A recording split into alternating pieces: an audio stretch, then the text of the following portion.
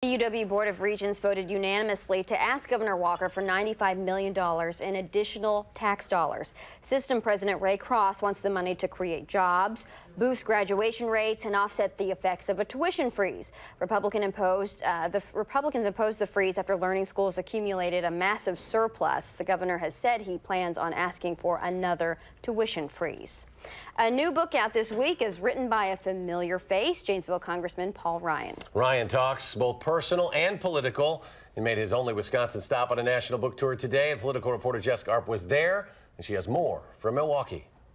Congressman Paul Ryan says he owes America a vision for the country, and he laid it out here in downtown Milwaukee.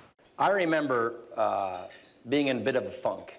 Congressman Ryan, speaking to supporters of the conservative MacIver Institute, says he spent time after losing the White House considering how the direction of the country could have been different. I really believe that from learning the experiences I had from that election and just from being a policymaker, if I don't like the direction the country's headed or the philosophy that is governing the country right now by this administration and others like other people like it, then I ought to say how I would do things differently. So he does that in his book released this week, The Way Forward. He talks about how life in Janesville shaped his worldview and how he thinks Republicans have made some bad choices and even lost elections because they're not selling their own alternative. I think people need to hear the message that we're trying to display, which is an inclusive message, which is that we have good ideas and good solutions that speak to everybody. And I think we need to do a better job of campaigning and talking about these ideas everywhere. So will he be campaigning on those issues and this way forward for president in 2016?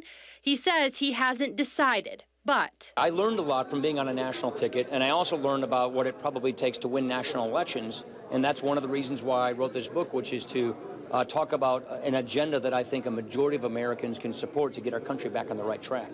Ryan then went from here to Chicago, where he will appear with his former running mate, Mitt Romney.